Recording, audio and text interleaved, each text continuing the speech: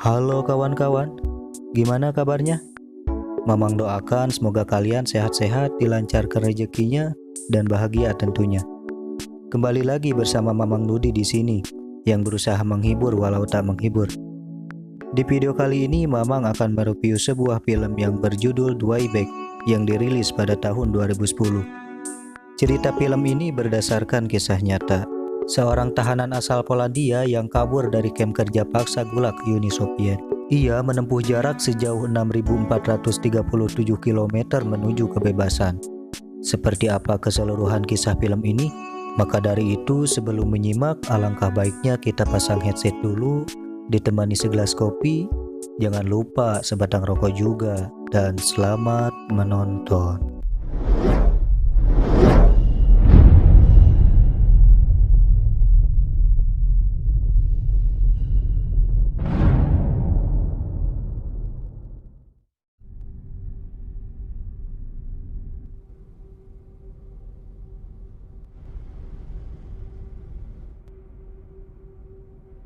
Di awal film kita akan difokuskan kepada seorang perwira muda asal Polandia yang bernama Janusz Wisek.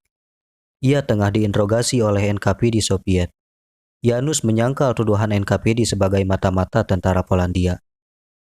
Namun tidak lama istri Janusz didatangkan untuk memberi kesaksian dengan penuh tertekan. Istrinya bersaksi bahwa suaminya merupakan anti komunis dan mata-mata asing.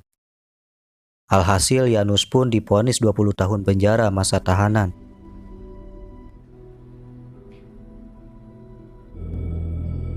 Kemudian kita menuju kedalaman Siberia yang bersuhu ekstrim di kamp kerja paksa. Suhu udara di kamp tersebut bisa mencapai 60 derajat Celcius. Janusz bersama para tahanan baru pun sedang digiring menuju kamp 105.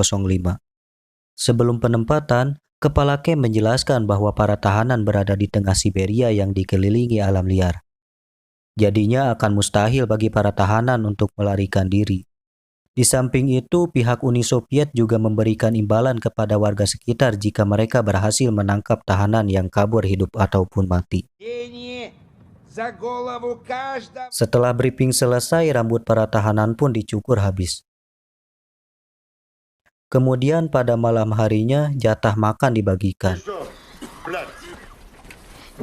Janusz memberikan jatah makanannya pada tahanan yang mengemis. Mr. Smith seorang insinyur asal Amerika. Kita panggil aja Babeh Smith. Ia datang menghampiri Janusz dan berkata, "Jang, ngabejaan amang mah, di dieu mah ulah tongsok bager teuing, bisi kalaparan, geus maot mah saha anu ripuh. Pajuh teh." Kemudian Janusz berkenalan dengan Kabarok. Ia adalah seorang aktor film layar lebar.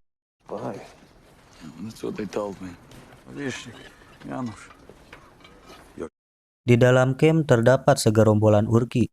Urki adalah sekelompok penjahat profesional yang sangat ditakuti. Palka adalah salah satu anggotanya. Ketika ia kurang modal untuk berjudi, Palka meminta mantel dari tahanan lain. Tahanan lain pun menolak, dan tiba-tiba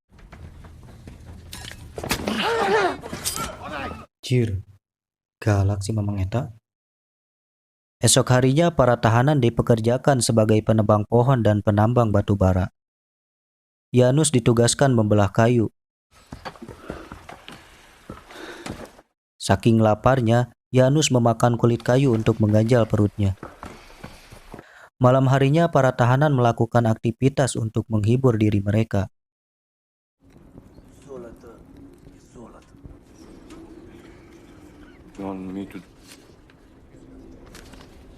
Sementara itu, Kabarok berbicara kepada Janusz bahwa kabur dari sini bukan merupakan hal mustahil, namun satu-satunya arah pelarian mereka adalah menuju selatan.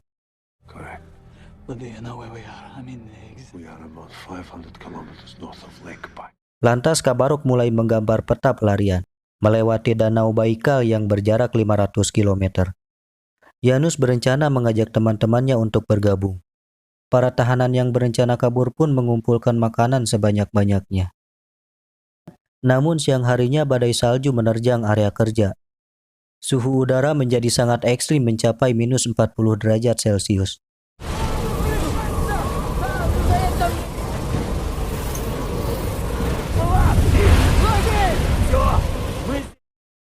Tidak kuat dengan suhu tersebut, Babe Smith berlindung ke dalam hutan tanpa menghiraukan larangan petugas.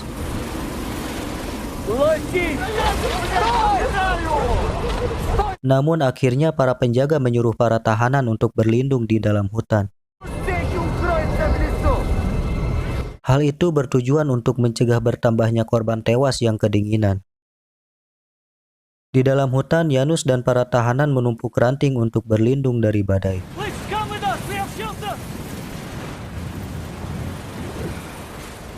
Momen tersebut mereka gunakan untuk saling mengenal satu sama lain.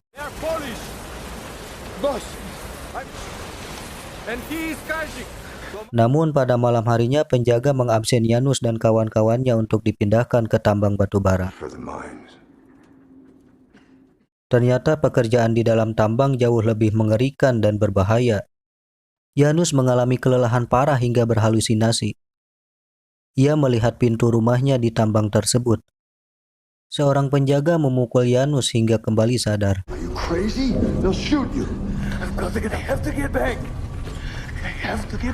Selanjutnya Janus menceritakan rencana pelarian Kabarok kepada Babe Smith. Namun menurut Babe Smith, Kabarok hanyalah penghayal yang ingin kabur tetapi tidak memiliki nyali yang cukup. Karena Babe Smith mengetahui ketulusan dan kebaikan Janus, ia bersedia mengikuti rencananya. Malamnya Janus menemui Kabarok untuk segera melakukan pelarian. Namun Kabarok masih meragukan persiapan dan bekal di perjalanan.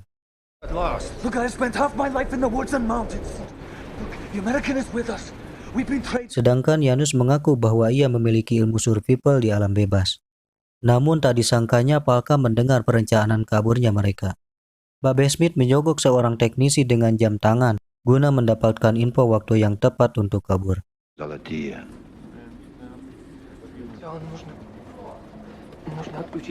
Namun malam harinya Palka mengancam Janus agar dapat ikut serta dalam pelarian mereka. Kemudian saat semua napi terlelap, Babe Smith mematikan generator. Dan pelarian pun dimulai.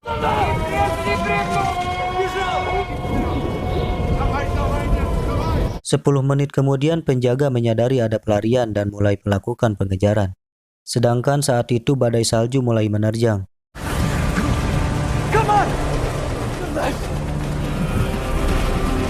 Janus memanfaatkan kulit kayu untuk membuat topeng perlintasan badai.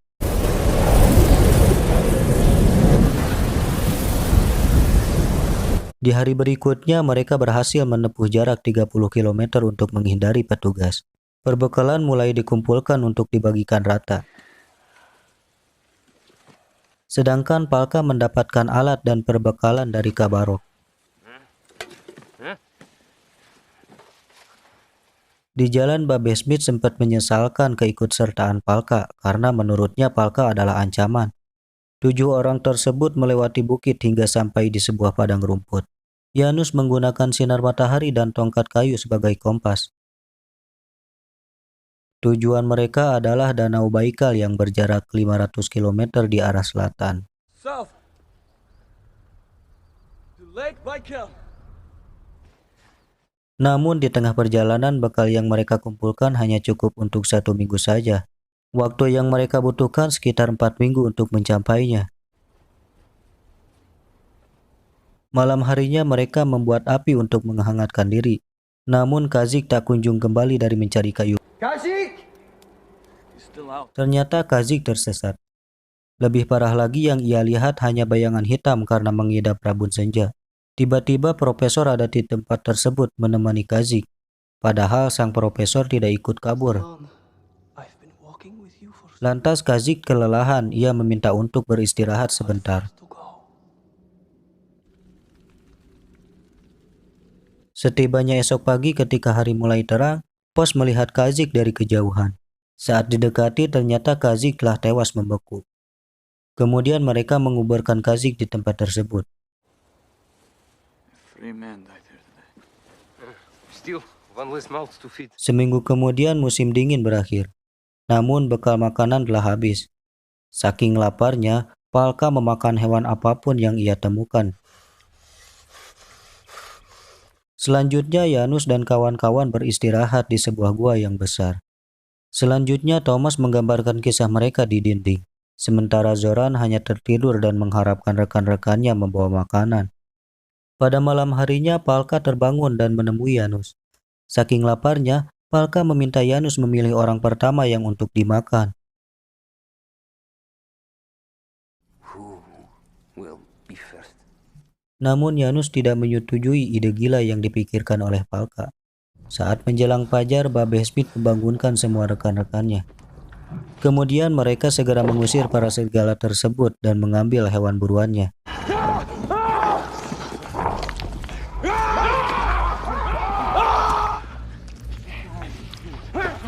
Siang harinya Janus berkemas, ia memutuskan untuk mencari danau Baikal seorang diri. Janus akan kembali jika ia menemukan danau tersebut.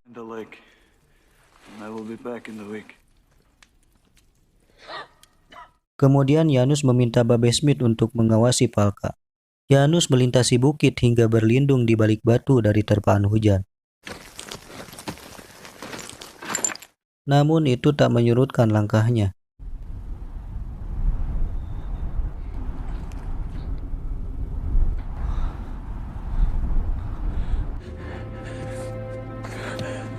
Dengan tubuh yang rapuh dan kelaparan, Janus kembali untuk memberitahu kawan-kawannya.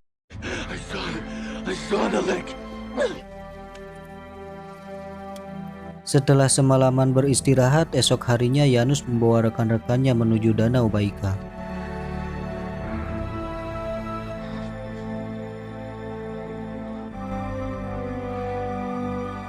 Namun dalam perjalanan menuju danau mereka diikuti oleh seseorang.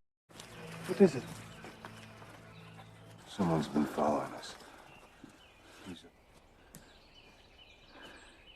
Setelah didekati, ternyata yang mengikuti mereka adalah seorang gadis asal Polandia. Gadis tersebut juga dalam pelarian dari pertanian kolektif Rusia. Para rekan-rekan Janus berniat meninggalkan gadis tersebut, namun akhirnya mereka semua mengikuti suara terbanyak dan meninggalkan gadis tersebut.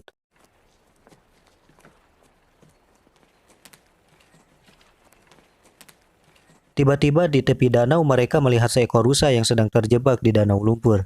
Itu membuat mereka sumringah karena dapat daging segar untuk dimakan. Valka, easy. Melihat banyaknya makanan, pos kembali untuk menjemput gadis Polandia yang mengikuti mereka tadi. Gadis tersebut bernama Irena. Kita panggil aja Neneng Irena. Esok paginya mereka membuat sarapan dan mencuci. What's so funny? Bahkan Thomas sempat melukis Neneng Irena yang sedang tertidur. Siang harinya perjalanan dilanjutkan. Namun mereka sempat berhenti karena melihat danau yang membeku. We'll have to swim across. Tiba-tiba Neneng Irena memberanikan diri untuk menyeberang.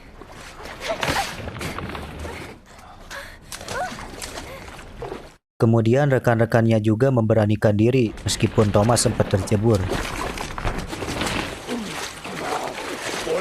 Dalam perjalanan, Neneng Irena bercerita pada Babe Smith bahwa orang tuanya telah dibunuh di sebuah peternakan dekat Warsawa.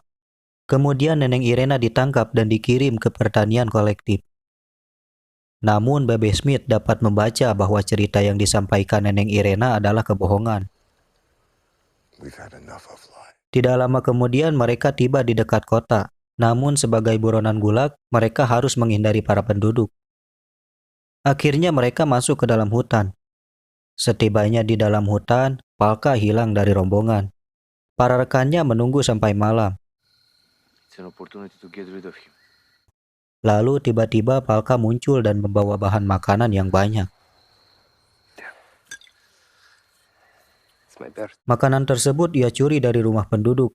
Akhirnya Palka yang selalu dianggap sebagai ancaman menjadi penyelamat mereka malam itu. Selanjutnya Neneng Irena mengatakan cerita dirinya yang sesungguhnya, bahwa kedua orang tuanya merupakan komunis Polandia yang ditangkap pada tahun 1937. Neneng Irena dibawa ke panti asuhan saat berumur 10 tahun bersama saudara lelakinya. Namun ketika saudaranya meninggal, Irena memutuskan untuk kabur dari panti tersebut. Esok harinya mereka kembali menyusuri danau Baikal. Namun sepanjang perjalanan mereka digembrong oleh nyamuk. Tapi berbeda dengan penduduk lokal yang tidak diserang oleh nyamuk. Karena sudah tidak tahan, akhirnya Joran bertanya kepada penduduk yang sedang lewat. Ternyata para penduduk menggunakan kalung dari kulit kayu untuk mengusir nyamuk. Beberapa jam kemudian mereka telah melintasi Danau Baikal dan masuk ke dalam hutan. He was just taking off to chef, but he wants to be an artist. Working on the Moscow Metro. He's an engineer. Dalam peristirahatan, Neneng Irena menyempatkan waktu untuk merawat kaki Babe Smith yang terluka. Selanjutnya mereka tiba di dekat rel kereta api. Mereka memutuskan menunggu hingga malam untuk menuju perbatasan. He's right. We wait till tonight. Don't you know what Stalin means? Funny man. Setelah hari mulai gelap, mereka bergegas melintasi perbatasan. Namun Palka menghentikan langkahnya. Ia malah berpamitan kepada Janus untuk memilih jalannya sendiri. Bye, Janus. Good luck. Alka. Setelahnya kemudian Janus dan kawan-kawan memasuki Ulaanbaatar Mongolia. Namun sayangnya mereka melihat foto Stalin dan lambang komunis di sebuah gapura. Merasa terancam, akhirnya mereka memutuskan melintasi Gurun Gobi menuju India. Di tengah perjalanan mereka menemukan biara yang telah rusak. Pos mulai bercerita kepada Neneng Irena di dalam biara. Sebelum dikirim ke penjara, Pos merupakan seorang pendeta asal Latvia. Kala itu komunis menutup gereja-gereja di sana. Kemudian Pos kembali pada malam hari dan mencekik seorang penjaga hingga tewas. Setelah mereka beristirahat di biara tersebut, mereka melanjutkan perjalanan melintasi gurun dan sungai. Di tengah perjalanan dalam kondisi lapar, Zoran dan Thomas berhayal tentang makanan yang paling enak. I don't care, just double the salt. Dan tiba-tiba, My God! No, don't run! Don't run! Hey, Ruski! Нет, теперь конец. Hey! orang-orang Mongol tersebut menanyakan tujuan mereka. Tidak lama kemudian seorang bocah Mongol menunggu mereka, dan bocah itu pun memberikan sekantong air untuk di perjalanan. Lalu pergi begitu saja, tanpa mengucap, "Mangga mamam, itu ke padahal mah, nulunjung bae." Dan mereka pun seketika keheranan, mungkin berpikiran, nyari-nyari piatoheun pejuh teh. Kemudian perjalanan ke Gurun Gobi pun dimulai. Dengan bekal kantong air di pejuh tadi pun, mereka berjalan hingga malam. Esok harinya Pos membuat topi dan sepatu untuk Neneng Irena. It looks like a bird's nest. Sengatan matahari membuat perjalanan tersebut semakin menyiksa. Siang harinya mereka kehabisan air. Janus meminta teman-temannya untuk terus berjalan. Namun Babe Smith khawatir mereka akan tewas di perjalanan. Janus, we're dying. We're already dying. Stop. Lalu tiba-tiba Pos melihat uap air dari sumber air. Dan mereka pun bergegas segera mendekatinya. Ketika terlihat burung-burung, mereka pun berlari sekuat tenaga menuju sumber air. Sampai asruk-asrukan dan tuur pun leklok. Ternyata terdapat sebuah sumur di tengah gurun. Don't kill yourself. Mereka melepas lelah dan dahaga meskipun perut masih terasa lapar. Malam harinya Janus mengatakan bahwa mereka harus terus berjalan atau tewas di tengah gurun tersebut. Can we come to another? Mereka mandi dan mengumpulkan air sebanyak-banyaknya untuk perjalanan selanjutnya. Setelah melintasi gurun, mereka menemukan pasir yang tandus. Dan tiba-tiba.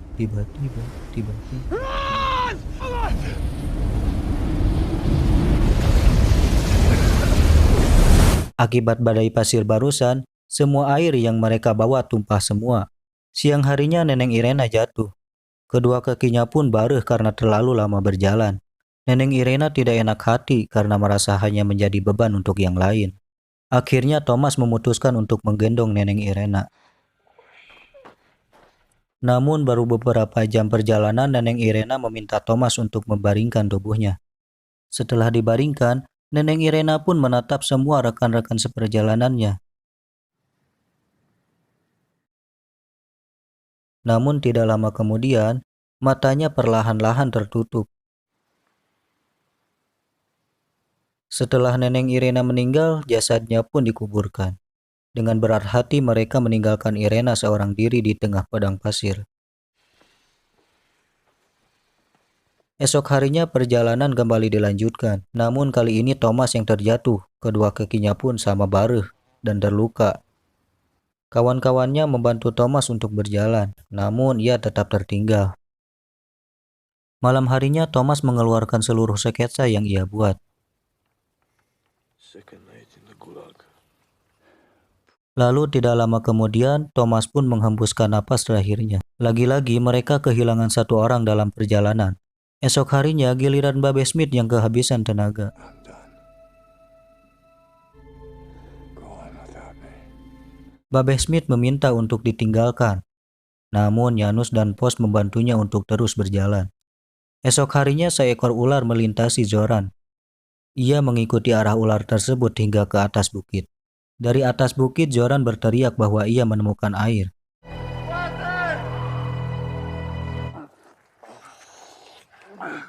Kemudian Janus dan Zoran memburu ular tersebut.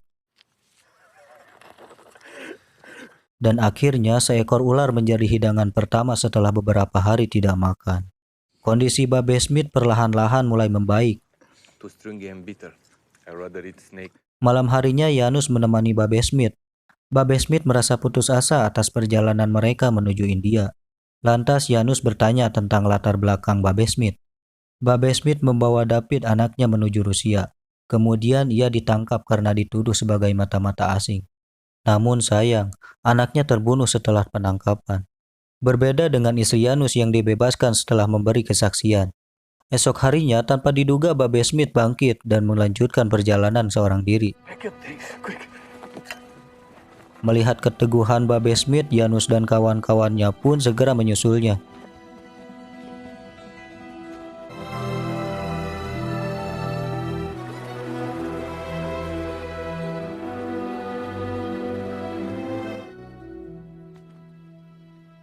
Setelah menempuh perjalanan panjang, akhirnya mereka tiba di tembok Cina. Janus!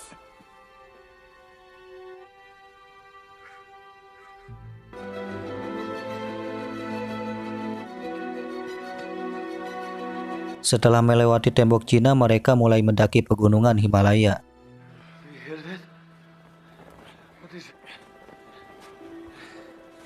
Lalu mereka pun tiba di sebuah tumpukan batu untuk beristirahat. Seorang biksu menghampiri dan membawa mereka ke sebuah biara. Di biara tersebut, mereka mendapatkan makanan, minuman, dan tempat untuk beristirahat. Seorang kepala biksu menyarankan mereka untuk melanjutkan perjalanannya pada musim semi. You wait until his family keep you. Kemudian Babe Smith bercerita, ia mengatakan bahwa ia berencana pergi ke garnison Amerika di Lasya. Sementara Pos berencana menjadi pejuang dan berharap mati di medan perang. Berbeda dengan yang lain, Janus memilih untuk terus berjalan. Esok harinya Janus mulai mendaki pegunungan Himalaya. He's gone. Pos dan Zoran pun mengikutinya di belakang.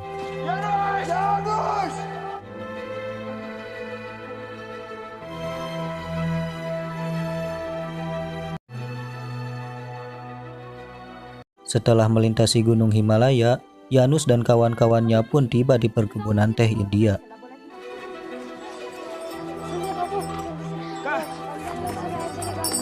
Para warga di sana menyambut mereka dengan hangat.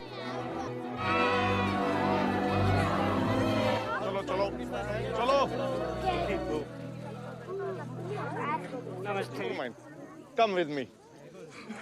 Kemudian pemerintah India membantu kepulangan mereka ke rumahnya masing-masing. Pada Mei tahun 1945, Eropa terbebas dari cengkeraman Nazi Jerman. Pada tahun 1961, tembok Berlin dibangun.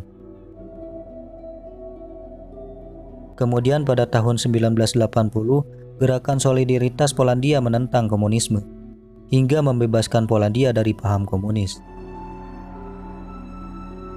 Kemudian Janus kembali ke rumahnya untuk menemui dan memaafkan istrinya. Dan film pun tamat.